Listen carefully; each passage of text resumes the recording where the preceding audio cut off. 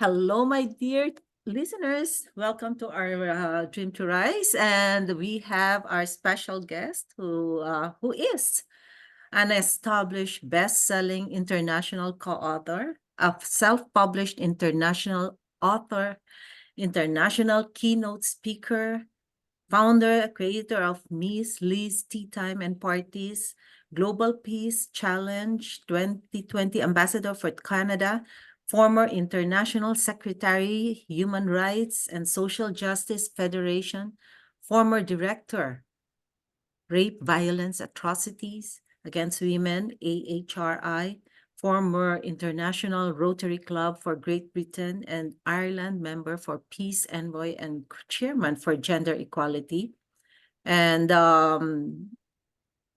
then ambassador for Commonwealth Entrepreneurs Club, radio host, podcast host, influencer, mentor, advocate, and change maker for mental health, abuse, grief, and peace for humanity.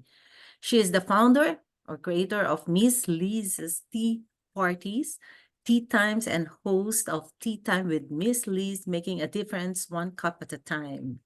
She's a survivor of extreme abuse and a flower toward humanity. As she makes big changes in the world by creating magical events where people come together to share their stories of trauma and triumph, still she pushes through the pain. My dear friends, let us welcome Miss Elizabeth Jean Olivia Gagnon. Welcome, Elizabeth. Should I Well, call you Miss Miss Tita or Elizabeth? you can call me Miss Liz. You can call me Elizabeth. You can call me Liz. Whatever you feel comfortable calling me, Cynthia. Okay, Liz, is that okay? Okay. Yes, that's good. Nice to have you here, Liz. I'm so honored to have you, and imagine what you've been doing. It's amazing. And we need people like you helping other people, those who are stuck with their struggles, their issues in terms of abuse. And a lot of people are still victims of abuse, Yeah. and they still don't have any voice. And what we're doing here is to create awareness, em- empower them that, hey, you can do it, right? The voice for the voiceless. That's what I say. Yes, the voice for the voiceless. I agree. So let's get started, Liz. So could you share? I'll be most of the guests here. I always ask them to share their stories because that's how we invite our listeners to get to see how could they resonate in terms of what happened to you, and they might be experiencing the same thing. It might not be this exactly the same, but they could see themselves as, hey, I was in that situation, and what did she do? At least this would give them enlightenment on the power within them that they can do something. Okay, Abs- so could you share us your story and that brought you to where you are right now, your challenges?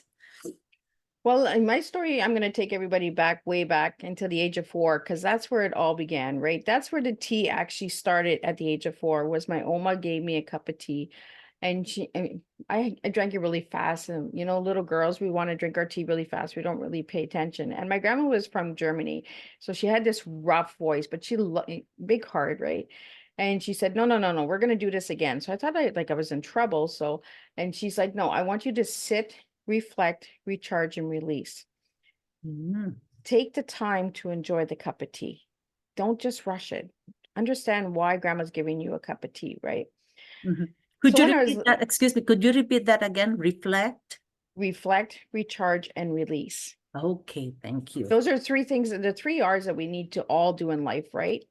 Um, and then I drank that cup, and for years I didn't understand what it was because I was just a little girl, right? And I was like, oh, these big words, like I don't understand these words.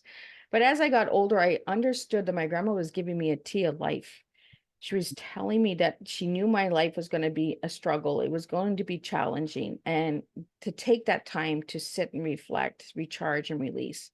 And when we're reflecting, we look back at our lives and we question, why this? Why me? How come, you know? Mhm. Why are we here? Why haven't we moved? Why hasn't this stopped, you know?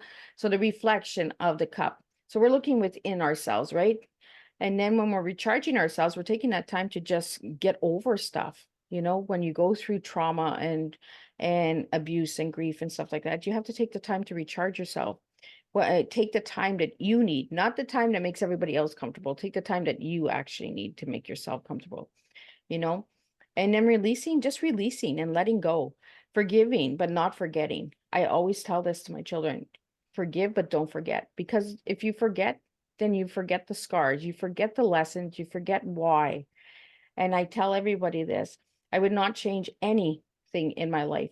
I would take every single scar again. I would take every single beating again, every loss, because it made me who I am today. It gave me that voice and that story. You know, if we want to change our lives and we want to say, well, you know what, I wish that didn't happen. I wish I could change that. Then it's actually you saying you want to change who you are as an individual. So do you really want to change yourself? You know, you Mhm. want to change the effects of what you've gone through, like the abuse. You want it to stop. You want the grief to stop hurting. You want all of that to end, but you don't want it to change you. You just want to learn how to live a new life, learn how to get over it, overcome it, right? Mhm. And that's what I had to learn from the age of 4, because at the age of 4, I was also given a bad cup of tea. And they say the good cup of tea was my Oma, and the bad cup of tea was the abuse that I got. I was sexually abused by my uncle and other family members at the age of 4. Mm. And with the one uncle, I became impregnant and I lost a daughter to stillborn at the age of 14. And that's what stopped the abuse. So, but there was the confusion, a loss of a child and the stop of the abuse. So for me, it was a lesson and a blessing because it stopped the hurt, but there was a new hurt that came, the hurt of a child, you know, and not understanding stillborn because there's no life, right? There was no breath. There was no, so I was able to name my daughter, but I was not allowed to speak of her for years because if I spoke of her, I was bringing shame to the family and they would have to lock me up. So Oh. that's what they did was put me into psychiatric wards every time I talked about my daughter Ashley. Oh. So when my How father, old was she when she was 5.5 months. She oh. was a pound and 12 ounces, the size of the best way I can explain it is the size of a margarine container for a butter. Mhm. She fit in my hand. I got to see the fetus because she didn't live. They call it a fetus, right? They don't call it a child. Mhm. And then I was allowed to name her. And when a child is not born, there's no breath. There's no living birth certificate, right? So then back in those days, it was 1988, December 13th, when I lost her. And we had 3 options. It was either she goes in the trash, Oh she my. gets cremated and buried, or she gets donated to science. And my dad said, well, I wasn't going to pay for a cremation. And he decided that he was going to donate her to science. And then he played that for years on my mind. If you want to see your daughter, go to the science museum and you can see her there. And, Oh you my. know, so I always questioned, did she actually go there or did she actually go in the trash? So there was a lot of hate, a lot of resentment, a lot of confusion, right? But And I was, did they discover that it was your uncle yes, who raped? yes, Oh my. yeah. And they just kept quiet. And they kept quiet and they stayed friends with him. So it was either I just suck it up and spend time with my aunt and uncle all the time, even though he was known to do this. Um, he was prosecuted. He did 6 months, I believe. At the age of 12, I came out with it. And when he came out, he reoffended me. So I got pregnant when he came out. So he did jail time. And then when he came out, he went again and came at me. So Again? yeah. So there was a, Why didn't you I mean complain or tell him to just stop it? oh, I did. And I actually told my mom and my mom told me to go and play and to be quiet. What? She even Yeah. agreed with that? Oh my. Yeah. Yeah. So there was like a lot of betrayal from my family, a lot of just get over it, just stay quiet, let sleeping dogs lay, like don't bring shame to the family, just keep, move forward. And then at 17, I became pregnant with my second daughter, and I didn't really like the guy. But my dad said to me that if I didn't get married, that he would take my daughter and put her into adoption. And I wouldn't see her. Well, I had already lost Ashley. I didn't want to lose a second baby. So I said, okay, so let me figure this out. And then apparently there was a side joke or something that my dad told my ex-husband, because I'm divorced now, told him at the time, well, you can have her for $2. So when you give me Well, the $2, then you can have her. So, um, so I thought it was like a joke, like, like, okay, they're just gonna, but my dad said, no, I'm not handing him over until I get the $2. So my ex-husband at the time actually gave him a $2 bill. And I actually have half the $2 bill in my memory box. And the other half my ex-husband has, because when I left him, I gave him half. oh I, my, I said, I'm taking back my ownership of myself, and you can keep the other half $2 because you're not worth a full bill. oh my. So how long have you been married? I Because was you were married. only 17. Yeah, I was married for 16 years. I got divorced March 28th of 2008, and that was the best day of my life. Like, uh, And you had only one child with this I guy. had two. I Oh, you had had. my two older ones with him, and then my youngest I had with someone else. So, So yeah, I'm sure it came to a point that you fell in love with him during that time? no, Ah, no. no, I didn't know what love was, right? Because everybody that loved me hurt me. So I was just like, okay, well, he's hurting me, so he must love me. So, you know what I mean? So I never understood what love was. So when I hear the word love, even to this day, I'm just like, okay, I'm out of here, because I know that with love comes pain, and I don't want any more pain. So there was a lot of transformation that I had to do within myself to understand that not everyone that uses that word is going to hurt me. Mhm. I had to break that wall down, but I'm very guarded, especially if I hear from a male. I'm just like, oh, there's something coming, like let's get out of here, so I have a hard time with relationships. I'm in a relationship now, and I struggle with that because I put that wall up for safety. So when I hear that, I'm just like, oh, something's gonna happen. And usually when I hear the word I love you, there is something that happens. So I'm just like, can we just not use that word love? Like, you know, you adore me, you like me, you appreciate me. Let's use all of those other words. But the word love really, it is a trigger for me, Cynthia. Like, I, Uh-huh. I struggle with that word.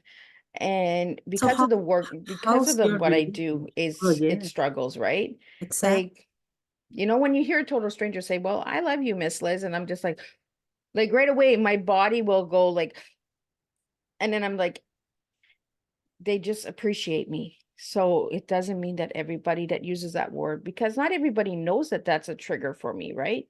They might just be meeting me and saying, you know what, I love the work that you do. I love how you take care of yourself. I love how you're a role model. And I had to learn that it was appreciation that people were giving me. They weren't going to come and hurt me. They weren't going to take me down. They weren't, you know. So it was a lot of transformation I had to do. And my story, like I tell my kids, say my mom is one of the strongest people that we know, because she took her pain and she turned it into something different. Yes. So in this third relationship, are you married right now? No, I No. will never get married again. I I'm not a woman to be married to. I'm not perfect either. Like, I have my faults, but I mean, marriage has really left a bad taste in my mouth because of my ex-husband. He was very Ah, abusive as well, so he got away with a oh. lot of things. Very Jekyll and Hyde, like narcissistic, played with the mind a lot, and and I was just like, No, I'm not doing that again. Somebody says they want to get married, I'm just like, no, we're not doing that. Mhm. If And you you have want, a child with him. Do you have a child with him? no, no. No. My youngest is with another person.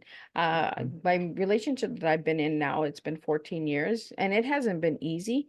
Broken people find broken people. And that's just the way it is. So I have broken pieces, he has broken pieces, and we just try to, be who we are. Try to understand that we both have a story, right? And Yeah. he had a story before he met me, and I have a story before he met me. So Don't you think that is because of the wall you have uh yeah. placed in front of you? If Yeah, the lack of trust now? if it's too good to be true, I'm destroying it before it happens. It's like because that's all I got when I was a child was bad. So I never Yes. got the good. So when I get good, I'm like, oh, this is really different. Like, what is this? Uh-huh. Like, what do we Oh, do with this is this? something fishy.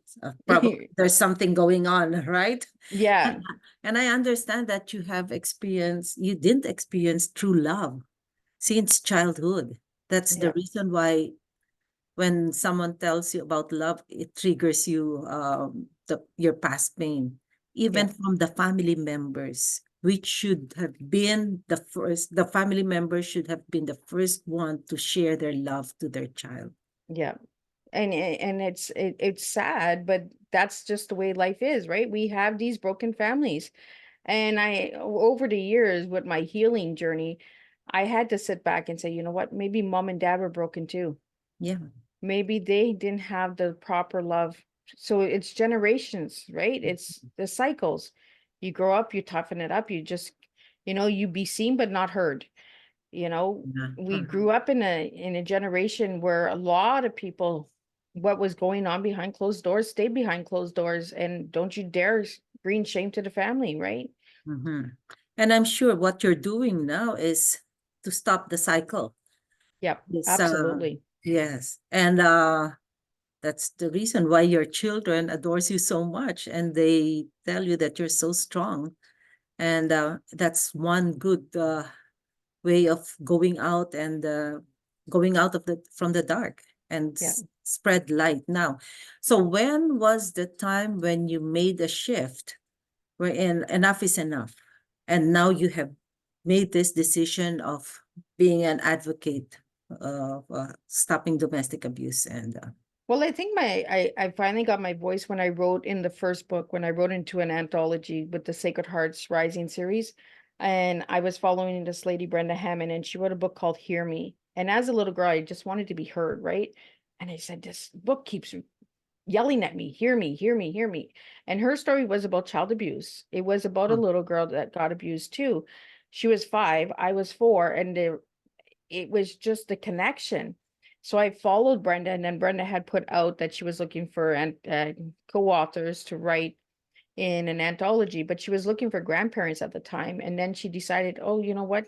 I don't have a lot of people that are reaching out as grandparents. So let's change it up and let's get some other people's stories out there. this is with She Rises Studios.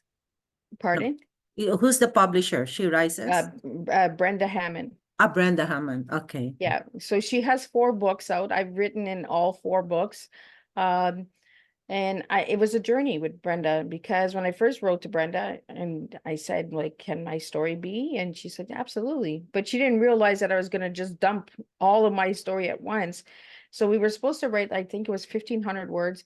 I Mhm. had sent her almost 9,000 words. So I had enough for a book. And she's like, whoa, we're going to break this up. We're going to do this in chapters. Everybody Yeah. has like 2 to 3 pages for each of the book. And there was many Yes. authors, right? So I was like, okay, so we're gonna do this. And then we kind of talked back and forth, and we broke it up into the series of where the books were being written, the titles of the books, how my stories would align with the titles and the covers and that, and what journey would have to be put in each book. So in book 1, I wrote about child abuse, and my marriage to my ex-husband, and that, and the betrayal of my parents. And I wrote about Ashley, and that's when I finally had a voice for my daughter, Ashley. And then in book 2, I wrote about my grief, double grief. So I wrote about my daughter, Ashley, and the stillborn, of not being able to grieve a child for many years. And often questioning myself, was there a child? Did I dream it? Maybe I'm hallucinating. Maybe it never happened. Mhm. And and then I have one aunt that was there. She worked at the hospital when it happened. So she said, Liz, no, there was a baby. So, you're not crazy. She did exist. So, you know, it helped to verify that I wasn't losing my mind, right? Um, and then my children had to go into foster care because of domestic violence for their safety. So it was the grief of losing your living children, that disconnection, because you're still mom, but they're no longer looking at you as that parent role, as that stable home, as that where I can go to and communicate to. You're seeing your children a couple of hours, a couple times a month. It's very hard to build a relationship with, you So know. were they adopted by foster parents? They had the option of adoptions, but the foster parents refused to adopt them at the time for their own personal reasons of, you know, financing and stuff like that. Because when you adopt a child, then you no longer get financing from governments and stuff like that. So, but they chose to do this. And so we stay connected. My children are all adults now and we're really close. I have a little granddaughter. And Mhm. so, you know, things had to happen and they had to align. So at what age did they get together as a family? Well, my children went into care in 2006. Mhm. And I believe it was May, and they stayed there until they were adults. Um, Oh. when they became old enough, then they wanted to move home with mom for a bit. So my two older ones have lived with me. My youngest has never lived with me again. She's lived in the home her whole life, and now she's on her own. Like we said before, we went live, is that, you know, she's in nursing and I'm very proud of her. Like and my children have come a long way. They've been through a lot, but they've come a long way. And they get mom to look at it and say, if mom can do this, we can do this. So how was it when you first met each other? Well, we were able to see each other when they were in care because I had a different situation because I went to care to ask for help. So the uh kids weren't not apprehended from me. They weren't taken from me. Okay. We actually did interviews for homes. So I looked for 2 homes that my children could stay in. My two older children didn't get along at the time. So we made sure that they were separated, but they still seen each other. So they would reverse homes. They would spend time together so that they still grew up together, but not all the time together. Didn't they have this feeling of um rejection?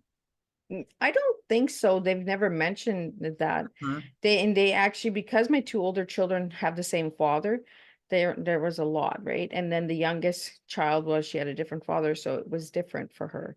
mhm, Um, but they all stay connected. They all support mhm. each other. They have their differences like any siblings, right? You Yes. know, Uh-huh. but overall, no, we still did Christmases together. We did birthdays together, dance recitals together, like graduations. I was there for it all. It's just they were not living with me. So I would get invited. So it was like inviting grandma to a Mhm. graduation or you know, so the disconnection was gone. But the grief story actually gave me the strength to know that my children were not my children. And they say, well, mom, we're right here, we're living, but they're not my children anymore. They are children that were raised differently. They have different morals, different values now.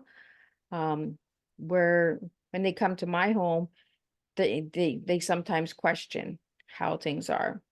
So Uh, was there a big adjustment in terms of you have your own set of values and then they were raised in a different like yeah, set of values? Was yeah. there an instance wherein you tend to argue a Oh lot? yeah, there was a lot of disagreements, a lot of hurt, a lot of I hate you, mom. I don't, you're not my mom. I got a lot of that from my kids when they were younger. Now it's I understand mom Okay. because they're older now, so they understand More why mature. mom had to do what she had to do. But it was a journey, right? And I didn't let it tear me down. It broke me down. I cried a lot. I missed my kids a lot. Bedtime was the hardest for me because bedtime was usually when we had story time and how was your day at school? Do you need a drink before bed? You know, baths, showers, and just that time of connecting. So I connected a lot with my children when it was time for them to go to sleep because I wanted them to go to sleep with a peaceful mind. Um, so bedtime was really hard for me. I struggled for many years. I would just stay awake all the time. I'd be like, well, Fine. So, and then I had medication because of mental, breakdowns and depression and stuff like that. But overall, my story, Cynthia, is these all had to happen. It had to happen so that I could have the story I have today to share with everybody.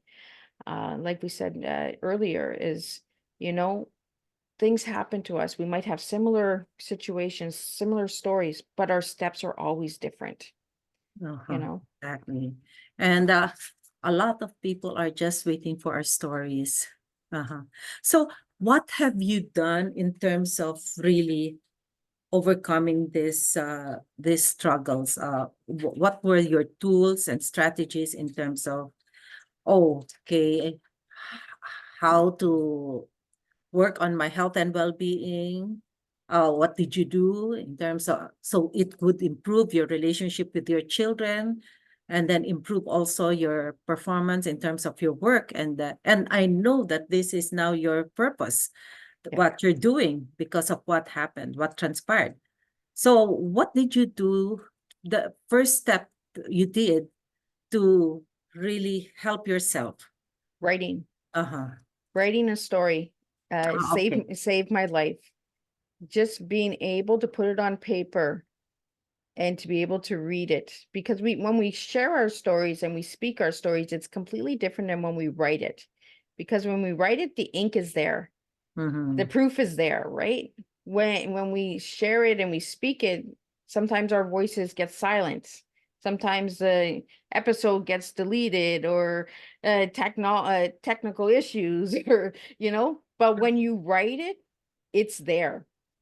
It's on that paper, and I think it's the intention of you, because when you share your story, it's, for me, that's freedom, liberation. yep, Because I was in that situation when my coach asked me, okay, Cynthia, do a live video sharing, probably a 10-minute or 5-minute video, live video about your story.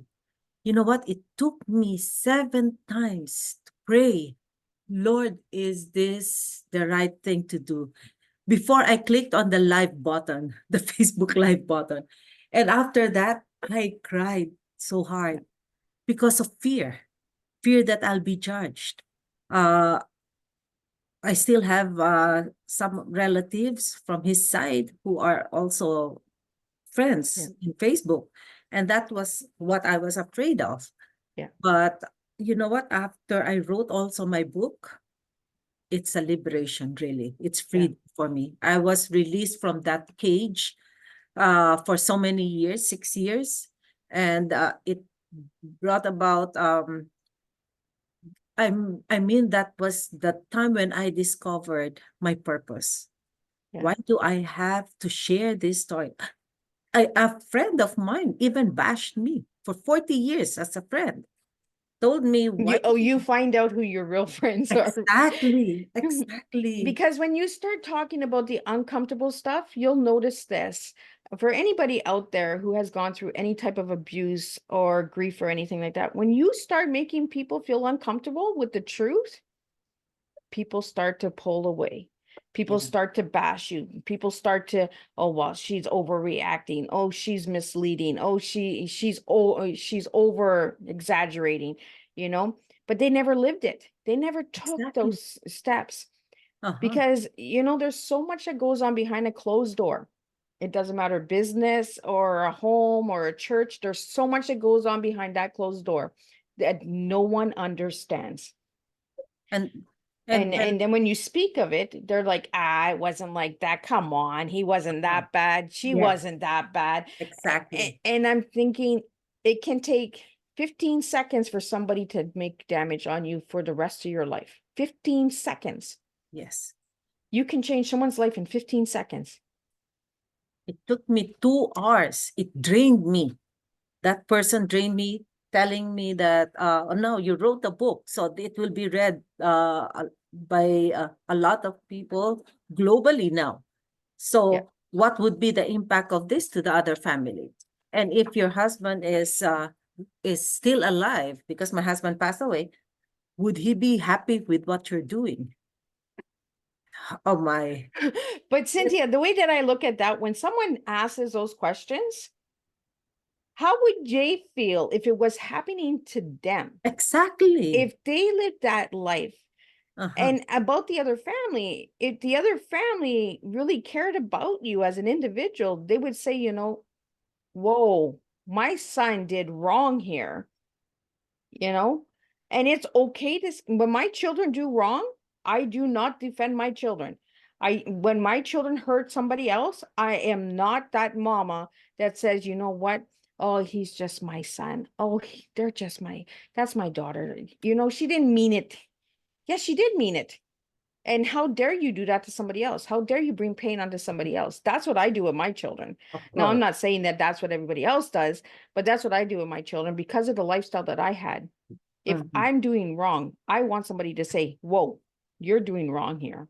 Yes. So when our husbands and our spouses or girlfriends, friends, whatever, when they do wrong and other people defend them, they never lived it. They never got that side of them.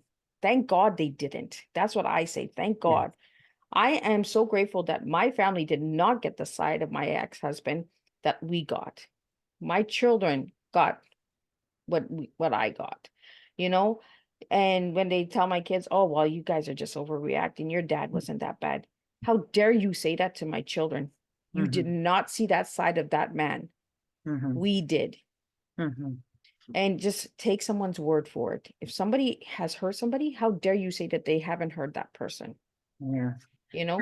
And I never even discussed the specifics in my book just to show respect to the other family. I only mentioned three words: domestic abuse and blocked. We were blocked. That's all. But Yep. anyway, when you hear the word domestic, the two words, two simple words, Yep. domestic abuse, it's very powerful. Yep. They already know what's happening. And I never shared my problem with anyone because this is a family problem. Yep. And when he was on restraining order, probably he was sharing it with friends. That's why some of our friends blocked us off as well. But now I've learned to forgive. And because for me, forgiveness is about ourselves, no? Yep. Releasing ourselves from resentment, anger, and pain. That's it. And let it be. So how what lessons have you learned from this? I learned that I'm a strong person. I learned that I matter and I learned that I'm different and it's okay to be different. Uh, I'm that child that didn't want to stay down. And that's what really frustrates my family is I don't stay down. Good. And I fall 7, I get up 8. If I fall 8, I get up 9. I might stay on that ground a little bit when I'm getting a beaten, but I'm getting back up. Yes. And that's what for anybody that's listening and anybody who has gone through any form of abuse, just get back up. Yes. And Even if you gotta play, there was many times, Cynthia, I played dead. So he wouldn't hit again, so he wouldn't kick again, so he wouldn't throw something at me again. I would just lay on the floor and play dead. And I would just say, it's gonna stop. The toys are going to stop moving. The glass is going to stop breaking. The bruises are going to stop. He's going to change. He's going to get help. There was many times that I did that, Cynthia, and I just played dead on the floor. And mm, I laid there sometimes hours mm, because I knew when my children were little, he wasn't hurting them when they were little that I knew of until they got older. And then they started speaking and saying, Daddy's hurting us too. Mommy, Daddy's putting stuff in your potatoes and in your tea. And I always wondered why I was always so sleepy and why I couldn't function. My legs were always numb and hurt. And like my. he was drugging me Mhm. so he could hurt the children. Your mom's not awake, so your mom's not going to see it. Your mom, and the family's not going to believe you and mom because mom's the crazy lady. Mom's the one that's been in a psychiatric ward because of Ashley. Like, he had that power, he had that knowledge, so he used it. But I I, mean, Cynthia, I laid there on floors where I just seen broken things all the time. But that was already um, a, an opportunity for you to call 911. Oh, I called many times. I went into 29 different shelters, and the shelters, this is one of my biggest frustrations is family members would call, and the first thing they say is, yeah, I'll take a message for her. Okay, well, now you just told that she's here. I'm here. So now my husband knows what shelter I'm at, and he's going to come for me. So I better just go home and take the beating, because he's going to just cause more commotion with everybody else. So we just go back and we take care of it, right? And then as the children got older, I had to go home because I didn't want him hurting them. But I didn't know that he was already hurting them. And that's when the camel broke, like the last straw, was when my daughter went and we reported that he was abusing her. That was it. I was like, I'm done. I'm just so over this. I'm done. You could do whatever you want to me, but you're not going to hurt my kids. But So, when we called the 911, actually the first restraining order was the first time was I saw firefighters outside the fire station, and that was the time I told them he hit me while I was driving. So they called the police, and then he was handcuffed and taken, and he was given a 72-hour temporary restraining order. But when he was hitting my son, uh he he was taken as well, and it was my daughter who initiated the call, and my son requested for a permanent 2-year restraining order, so he was out of the house, and it was us who stayed at home. And that's what we did. So I was wondering, you had that option to let him be taken by the police officer instead of oh no, they never taken took to the him. They never took him. why?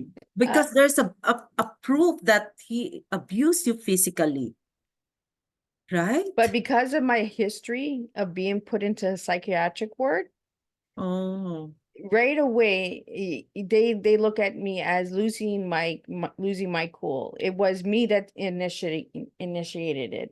And my ex-husband was very conniving, mm, very smirk like Jekyll and Hyde.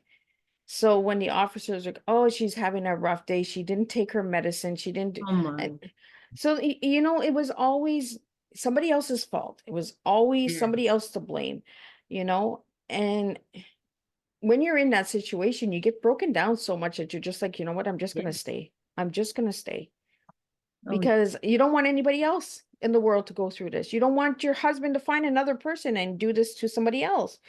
Let him do it to me, you know. Um, so there was many reasons, you know, and I was so broken because of my childhood. I was already broken down by my parents growing up, that it was just another person breaking more pieces. That's how I looked at it. oh, I'm so sorry. Uh-huh. But the most important thing is you're here. You have evolved from that dark, dark place and now spreading light for Yeah, others. Oh my. So do you believe in, because of with what you're doing now, do you believe in manifestations? absolutely. You So know, what was the first I'm manifestation you have experienced? the first one was, it was one of the hard times when my children asked me if they could stay where they were, because I had reached out to ask for help from children's services. The judge had told me, Mrs. Gagnon, when you're strong enough, you can come back and get your children. But the homes that I put my kids in, the couple that had my two younger ones, they couldn't have children. And I said, okay, but I'm so broken. Like you know, maybe they deserve this. Like, it's not about me. My children are not my properties. You know, they're my gifts. Maybe this is the gift I need to do, is I need to give this gift to these people, you know, and be that mom in the back. So for many years, I took that step back. I was in that back seat, and I was just the observer, because I wanted to make other people happy. You start to become a people pleaser, right? You want everybody to like you. So, okay, you can have my kids. You're going to like me if I give you my kids, you know? so a lot of that, right? And then I got to a point where I was just like, I'm tired of fighting for what is mine, what was given to me. And I realized that it was within me. I needed to save me. I needed to heal me. Mhm. And I needed to be that person that can watch the hard stuff. That's that sitting back again where my Oma gave it to me, was sit, reflect, recharge, release, And I had to do those 3 R's with my children. And I had to realize that my manifestation had nothing to do with my children. It had to do with me. It Yes. was the broken little girl of me that needed to be fixed. And Unless mommy fixes me, I can't be a mommy to them. exactly.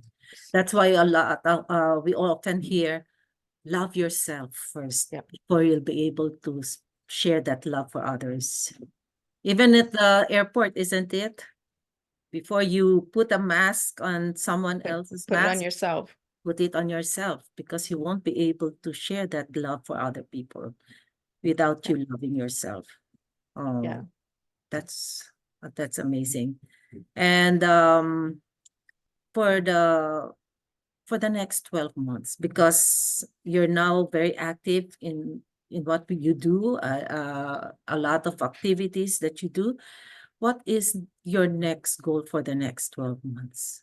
Well, my next 12 months is podcasting. I'm booked for incredible guests from around the globe. I also have workshops coming. I'm writing a new set of books. I'm writing my poetry. I found some of my old poems that I found when I was living by myself before I got into another relationship. So I want to bring those to light because they were really dark. But I think that the dark needs to bring the light. And in order to share that dark side of me, will bring the light out in the end. Um, I'm also creating the tea ambassador program where different countries and all of that can just say, you know what? I share my tea. I am proud of my tea. When you say these words, you're saying that you're proud of yourself. You're proud of your story.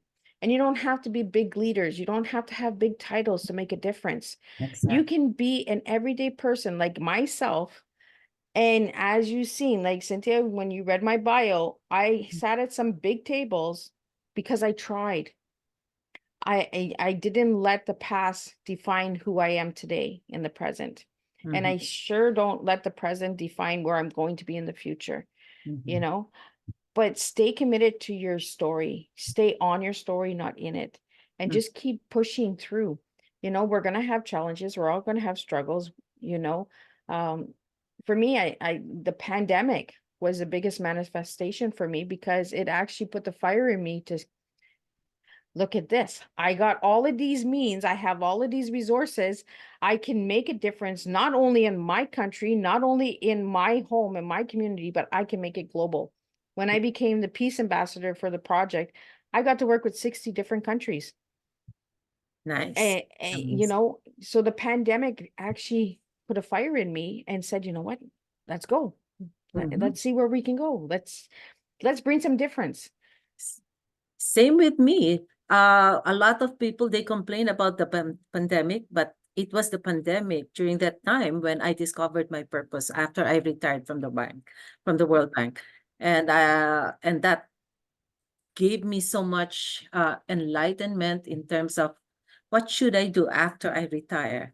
And it's not all about me, because after I retired, I tried going to the gym, tried to travel and so on, but I didn't find any meaning Yep. doing all these things. But when I discovered my purpose of helping other people who are struggling with their blockages and unable to find their purpose in life, it gives me so much fulfillment and meaning and joy when Yep. I see other people living the life they love now. Yep. And, Well, oh, I think the pandemic, Cynthia, what it did is it actually gave voices to the voiceless yeah. because technology gave us that voice that we were dying to share. Mm-hmm. We met people from all over the world when the pandemic happened. Yeah. because of virtuality. You know, we met people from different countries that we would have never met had it not been for that pandemic. Mm-hmm. You know, you got to take the good with the bad, right? Yes, we were all locked down. Yes, we had regulations, we had restrictions, we had this. It was a struggle for people. But the ones that actually survived the pandemic the most were survivors Yeah. because they were already used to surviving. Mm-hmm. I agree. I agree. I agree. You should have been in my book, in my anthology. Oh my, I was looking for co-authors to my anthology is Dream to Rise. It was just released last January 1st, the paperback. And I'm so because my story might not relate to Yep. someone else's story. That's why I took this opportunity of coming up with an anthology, because other stories may resonate with other Yep. people who's in the same situation. But I'm sure in every part of our life, other people could resonate. Hey, I was in that situation, especially feeling depressed, feeling hopeless, finding no value in their life anymore. And then those who were addicted to drugs, Yep. sex, and alcohol. Um, I had a lot of different co-authors who have gone through so much trauma. I should have connected with you and got you in my But the book. universe did not want us to meet until now, Cynthia. That's what I Yes, strongly yeah, believe is as much as we want to have certain people in our lives before, it wasn't the right timing. You yeah, know, it wasn't meant to happen. That doesn't mean that there's not going to be another anthology. That doesn't mean that there's not another opportunity to work together. We're having an yeah, interview right now. You know, exactly. that may be how we needed to do it for Miss Liz. Like, you know, because Miss Liz doesn't like, and honestly, guys, I don't like attention on me because I like to promote other people. If you look at Miss Liz's platform, I'm always promoting everybody else, celebrating everybody else's win because I never got it growing up. I never got that. Oh my God, I'm so proud of you. I get that now and from my mom because my mom is still alive, but my dad has passed. And Mm, I'm like, what the heck is this? uh-huh, Like, why couldn't you tell me this as a little girl? Like, mhm. why now? Why? Is it because I have all the books out? Because I have the podcast that you can be proud of me? When you should have been proud of me growing up, putting Yeah. that little dress on, going to school, making friends. You should have been proud of me then. You Mm-hmm. know, not just because I have all these titles. And that's what I say, Cynthia, is I don't like to be known for the titles. Exactly. I like to be known as me. And Miss Liz is not a stage name. Miss Liz was a name my grandma gave me at the age of 4. So it wasn't like, oh my God, 2020 came, Miss Liz. That's a cool name. No, it was given to me at 4. Like my oma, Miss Liz, come here. Oh, okay, let me go. Like, you know, And I always tell other people success is not all about money, the right. position, the status, the salary. It's about how you made others feel. Yep. How were you able to help other people rise up Yep. and shine? Yep. How are they now living their purpose, creating Yep. ripple effect, so others may also spread their light for others. And that's my vision. My vision is so simple: spread sunshine and happiness to all, so this could Yep. create the ripple effect. Very simple, right? Yep. But I Well, know it's hard to do. mine's very simple too. Just spill your tea. Just Yeah, use your tea. yeah, Like, you know, because my grandma gave me this at 4 and it was words she gave me. It was reflect, recharge, release. So yes. what do I do with my podcast is give me words that describe your tea, your flavor, your blend, but give it to me with the T, the E, and the A. There's a lot of words out there that can describe anyone's story with 3 words. So, like for me, it's teaching educational awareness, it's trauma, example, and attitude. You know, we can change it up. We can have a different cup of tea. One week I might be this way, the next week I might be that way. That's how life is, right? We have our Mhm, ups, we have our downs. mhm. And I tell people our success stories are not what everyone else's success story is. If you want to be rich, you want to have lots of money, and you think that that makes you a good person, then that's your story. That's for you to say. But don't come on someone else and say you're only going to be somebody if you have six figures. Like, how dare you tell somebody who they're going to be or how they can make a difference? You're putting your beliefs onto that person. Yeah. That's almost like our husbands and our spouses were doing. They were putting their beliefs that we were their wives and we would obey. We would just do what they wanted. Well, that's exactly what society is doing. They Yeah. are telling us who to be, how to be. You won't be successful unless you have the six figures. You won't be successful unless you have the title. You won't be successful unless you have that job, that doctor, the lawyer. You're not important if you don't have those titles. If you're a cashier and you're going home and your children are happy, you're a success story. Let's celebrate those stories. If you're a janitor and you're cleaning up after all these kids in school, you're a success story. Because you ask any students or any kids who they're going to remember. They're going to remember that cashier. They're going to remember that janitor. They're going to remember that teacher. They're not going to remember the doctor, the lawyer, and that's where I get this chance to use my voice, Cynthia, to say, you can make a difference with your dream, with your purpose. And I love that your sorrow is dream to rise, because with a dream, you can make the difference, but you got to work your dream. You got to believe in your dream, not have others believe in it for you. Nobody believed in my tea. I get mocked all the time, Cynthia. Oh, that's the crazy lady with tea. And I'm just like, yeah, but look at all the incredible people I got to meet with my tea. Look at all the lives that tell me each and every day, Miss Liz, thank you for being there. That 5 minutes made a difference in my life. That's $1 million to me when I get that. You know, it's like when I met Mark and we're having this interview, I had to meet Mark to meet you, Cynthia. Yeah. That's how the universe wanted it. They wanted me to meet Mark first to meet you, and I think that that's the way that we should all look at life. Is people are brought to us for a reason. It's either a lesson or a blessing, but either way, you're getting something from it, Yes. and sometimes the lessons are a blessing that we don't see right away. And most of the time we complain when we experience challenges in life. But now I consider challenges as blessings. As what you Absolutely. have mentioned, what life is a journey. You'll experience successes and losses or failures, but then at the end, it's still you still benefit from that. The Yeah. lessons learned, and then of course the successes. That's already a blessing. But the challenges you've gone through, those are blessings because you've learned so much.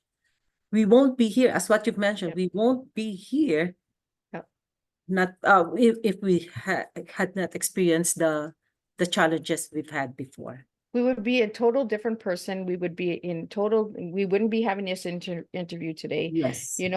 We would both be in different locations doing something different. Our stories is what made us. Our pain is what made us. Now, do I give thanks to the people that hurt me? Absolutely not. Because it didn't give me my strength. My strength was already within me. Yeah. We got to stop giving thanks to people who abuse us, because you're just feeding those abusers with more ego, more pats on the back. They don't need any pats on the back. They already know that they did wrong. They don't need encouragement that they did wrong. My ex-husband, if he would knock on my door today, Cynthia, I'd probably let the guy in and give him a cup of tea. Now, would I be his best friend? Would I trust him? Absolutely not. But that doesn't mean that I have to dehumanize him.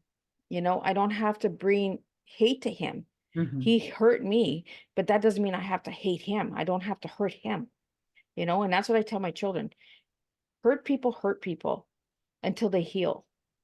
And once you start healing, you stop hurting people. Yes. You start saying, these are my boundaries. Do not go over them. I'm giving you a fair warning that if you go over them, then there's hurt coming. I cannot stop it, but I'm giving you that warning, right? When we start healing, we got that trap door Now it's your choice. Do you respect that boundary that I gave you? Or are you going to go through that trap door and you're going to get the hurt? Yeah. You know, and that's where my healing has taken me, is I refuse to give anybody what they gave me. Mhm. That's my choice. Now, other people, when they read my story, they say, "Oh, Miss Liz, how can you be so nice?" And I'm just like, because I choose to be who I am. Yes. I'm not letting them define who I am. Mhm. And another thing, what I've learned is when you show kindness, compassion, and love to other people, they will mirror it back to you. Yeah, And that's how you create yeah, ripples because they will also do that to other people. yeah. Now, Ah, Cynthia, do I hurt people? Absolutely. People that don't respect mm, my boundaries yeah. get hurt. Mm, But that warning is there, right? And they're uh-huh. choosing not to listen to that warning. Uh-huh. I'm a broken, hurt person. And I'm telling you now that I have boundaries because I've healed, don't pass the boundary or you're going to get hurt. You know, it's And that that's respect. flight That's to survive, right? yes. As a survivor of abuse, Cynthia, you know this, you Uh-huh. know, we tell them, stop hurting us and things will be okay. But Mm-hmm. if you're choosing not to stop hurting us, then we're going to hurt back Mm-hmm. because we have to fight too, right? Yes. And that's respect. And they should respect our boundaries. Yeah. We're we respect their boundaries. We expect them that they also respect our boundaries. Yeah. But As that's what a you lot of mentioned, things they people have a don't story. understand, right? A lot of people don't know respect because they never got taught it, you Yeah. know? And that's where I said I analyze a lot. I'm an analytic person. I really just like to analyze situations. I go into a room when I go to a convention or a conference or something, and I sit in the back of the room for a reason because I scope the room and I know this person over here is not going to be good for me because they're going to trigger me. This person, oh, I can give them a little chance. That person, absolutely, I'm going to go sit at that table because I know I'm going to have a good old time. But that's because of our instincts. That's because of our upbringing. That's what we've gone through. So we know what triggers, what doesn't trigger, Mhm. and what makes us feel like, "Oh, absolutely, that's going to be fun. Let's just go over there, you know? But I stay away from things, energies, and stuff like that, that I feel like, oh, no, we're Yeah. not going down that path because I know Mhm. it's going to be bad, Yes. right? My intuition is already telling me, don't Yeah. go there. That's why I always tell other people, surround yourself with people who would lift you up, who lift you, who would lift you up and believe in you, and who are aligned to Yeah, your values and yeah, dream. If they're not, then stay away. yeah. There are a lot of fish inside in the ocean, There's a lot of fish in the sea. in the sea. Yes, yes. And there's a lot of fish out in the communities as well, right? You just got to Exactly. watch where you're putting your hook because sometimes if you catch the wrong fish, oh boy, Uh-huh. it's a Okay. bad meal. Okay. Yes. So before we end, what simple advice would you like to share to our listeners? The simple advice, Cynthia, is just serve you, just be you. Mm-hmm. Love who you are.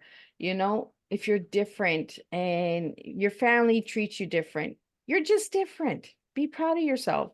You Mm-hmm. know, just go out and be that person that wants to make the difference. Don't do it because someone's telling you you can. You know, if you want to build a rocket and everyone's telling you you can't build a rocket, build the rocket.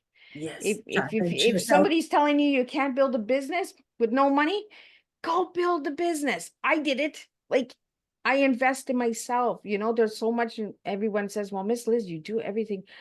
I do it, but I invest in myself. Yes. And Yes. I put it out there that yes, I need help. Yes, I need support. But I also am guarded because of the situation that I've been through, you know? And if somebody says you can't write a book, write a book. Mm-hmm. And if somebody tells you you can't do gymnastics, go do gymnastics, try it. You might break your arm or something, but But that but would there's a serve lesson as and a a blessing, challenge. right? Yeah. People can sign your cast. Like there's always a positive to And that's everything. the important thing. See the positive in every situation because we Absolutely. always focus on the negative things. Yeah, If we focus on the positive, then we feel blessed and we feel absolutely. abundant. We feel a lot better than Yeah, staying inside the dark room and then what's this, self pity, and yeah, then depressed and so on. Life is great, so yeah, go out and live life to the fullest. Yeah. yeah. Just spill your tea, make a mess. Just Yes, make a mess, a good mess. and spill the tea. If everyone wants to look it up, you can go to Google, Bing, whatever search engine you're using. Spill the tea actually in the 1950s was bring good news to your neighbor. Mhm. We turned it into spill the tea as gossip, as negative. Let's bring back the positive of spilling tea. You make a mess, the neighbor comes over with the rag. Then you sit down, you have some cookies because the mess is cleaned up. Then you have a conversation and you're like, oh, well, that was a mess, wasn't that? Make Mhm. joy out of it. Just have fun. And like I tell everybody, learn your teas for your tea. I had to learn my tea at 4, and I didn't understand it at the age of 4. I only understood it when I got into my 30s. That, oh, okay, all I kept hearing was Liz the tea, Miss Liz the tea, and I'm like, what is Miss Liz the tea all the time? Like, I thought my grandma was haunting me there for a while. Like, it was always like this voice in the back. And then when I started doing the tea times, because I started doing tea times in 2015 in my home. That's how it started. My business has been running since then. And then in 2016, I did the community. And then in 2020, I went virtual, you know, and now I'm going back into the community again and I'm getting involved. You gotta sway it, right? It's Mhm. like a cup of tea. You stir it and it swirls all over. And if you make a couple little dribbles, you make a couple little dribbles, but just be you. Live for your dreams, live for your purpose, and don't live for the likes and loves and titles and dollars. Yeah. Live because it makes you happy. Yes. Yes. I agree. 100%. So, would you like to share your books? Please show us your books so the Yeah, listen. so these books, it took me 9 months, so they're my babies. So we Uh-huh. started with the first one. So T equals teaching. So Uh-huh. what I've done with my books is I've used words. So like when you come on my podcast, I ask you what your T is. So you're giving me the T, the E, and the A. So and that's exactly what I did with all of my books. So the first book it's like an Alice in Wonderland book. So I take you through a journey. I take you to Turkey. I give you a Turkish tea in here recipe, and I give you some fun facts about Turkey that is not related to tea. So Mhm. it kind of plays with the mind, right? You kind of have fun. So if you don't like tea, you still like the fun facts. Mhm. If you've never been to Turkey, well, you get to know Turkey a little bit. Yeah. And then in the second one, it was my grief story, and again, it was just Miss Liz going through the leaps and ladders, snakes and ladders, Alice in Wonderland kind of feel, and we used words instead. So we teach educational through examples, through experiences, evolution, um, exercises, and they're just very simple books to read. They're not very hard, very simple. And a lot of people were like, that's not going to be done right. It's not. And then what I did is I created my own images. Like you can Oh, create that's your own images. nice. Uh-huh. That's nice. So, and then you get things to express, right? So you have your examples and then you have your little list and books. So it's So like a journal. it's like a journal. It's kind of memoir style. It's kind Uh-huh. of Alice in Wonderland, right? When you went to Alice in Wonderland, you ate, you drank, you shrank, that's what Miss Liz does. Is Miss Liz likes to play. As a little girl, I didn't get to play. Mhm. So I wrote these books. And then my last one is mental health. Uh-huh. And the reason that I wrote about mental health is because we have so much stigma on it. People look at me and they're like, Miss Liz, there's nothing wrong with you. You don't have mental health. And then when I have a bad day, they're like, oh my God, she does have mental health. So, you know what I mean? But in it was the awareness, and I wanted to make sure that we spread the tea together. Mhm. I can't do this tea without somebody. You can have a tea with one person, But when you grow up, you have tea with all your dollies, all your teddy bears. You're not having tea alone. So what I'm doing is I'm just bringing people in and I'm giving them opportunities that because of the people that I've had come to my table, I can open that door for you. I can connect that dot. I can say, you know what? Oh, I know this person, this person, just like Mark did, you know, To how he connect. said, you know, I know Miss Liz, Cynthia, you need to have Miss Liz, like, you know, we had to connect that way. So the books are like really fun and they're not religious or anything like that. They're very spiritual. And I use my branding colors in there because I wanted to show branding. I just wanted different. And I wasn't going for bestseller. That was one thing I made very clear because that #1 bestseller is nice to have, but what about the impact? What about if a school is having these books and they're using them in their classrooms? Because there's exercises in here where groups can do them. You're filling up test tubes, you're putting band-aids on and you're writing words and you're ripping them off for the word trauma. You know, any age can do this. You can be 2, putting a band-aid on with some words and then ripping it off. Ow, that hurts. Okay, well, now you have to heal that trauma. Or do we put a band-aid back on it? You know what I mean? And that's what I learned. I had to rip the band-aid off and I had to heal the wound. So with my books, it was about getting them into schools, getting them into the libraries, getting them into events, getting them into conventions, workshops, you know, where people can sit down and say, you know what, I have Miss Liz's books. And we work through these books together. And we find out what your story is and what your tea is. Because in my books, I don't tell you how to heal. I don't tell you what steps to take. I just say, grab a box of Band-Aids, write some words on it, put it on your skin and rip it off. Now, how does it hurt? Does it tickle? Because some people, they have pain, lots of pain that they can take a lot, right? And other people are like a little Band-Aid and it's like, Yes. right? The endurance. I know I'm like that when I get my blood done and they put those Band-Aids on, I'm just like, oh, I don't want to take it off. It really hurts. Let's just get it wet. Let's take a shower. It'll fall off that way, right? Like I'm a big chicken. Like I'm a big baby. But yet I'm telling people that trauma needs to happen. Pain needs to happen for us to heal, for us to become strong. You know, And we all have to break. Yes, and most of the time we learn our lesson when we fall really flat on the ground. Right? Yeah. And do different. Like I said, like these books, everybody was like, oh, that's never gonna sell that. But I wasn't going for selling. I was going for impact. So if I only sell 1 copy of my book, that one person comes to me and says, oh my God, Miss Liz, that helped me. I've done my job. Yes. When you save a soul, so one soul, it makes already a difference, and it will actually spread out. And the nice thing about it, Cynthia, I dedicated each of my books to my children. So if anything happens to me when I pass, my children get the royalties from my books. And I always tell them, make it a competition. Like, I don't like competition, but when it comes to the children, like they can have that little rank, like, oh, I beat my sister, I beat my brother.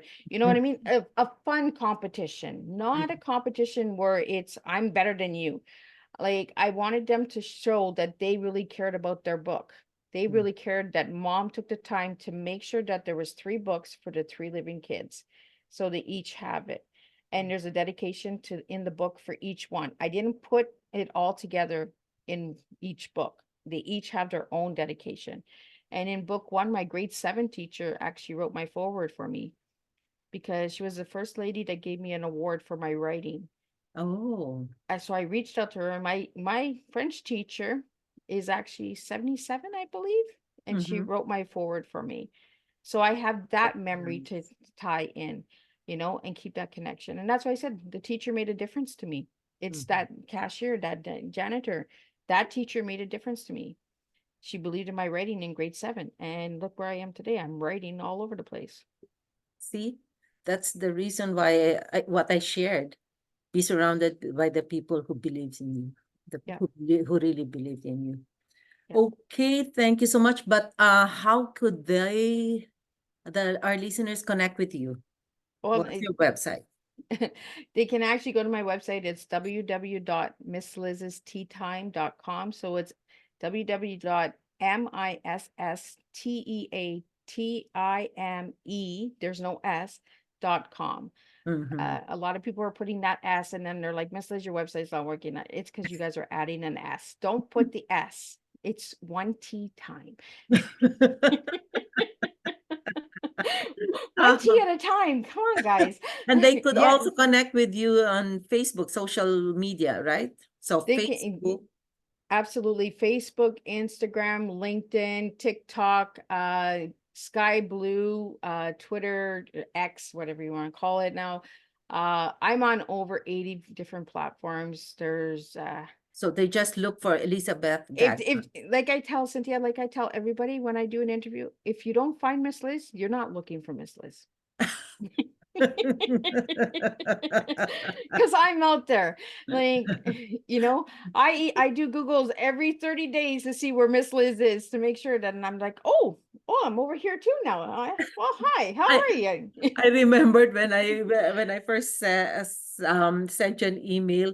So should I call Miss Liz or Elizabeth? Miss Liz, and when you write to me, when you respond to my email, Miss Liz. Okay, Miss Liz. Okay, so thank you so much, Miss Liz, for this wonderful session with you, and it was so touching. Your story was so touching, and it really gave me so much. It made me stronger now to really even share my story with other people. As Well, what that's I've good. mentioned, yes, other people are just waiting for our stories to be shared. So it's this. I think this is our mission. This is our mission on Absolutely. here on Earth now. And I believe that really God paved the way for us to meet and then spread the word. Well, Oh, I think we also have other friends that are connected because I'm just like, I've seen Cynthia's name before. Where did I see it before?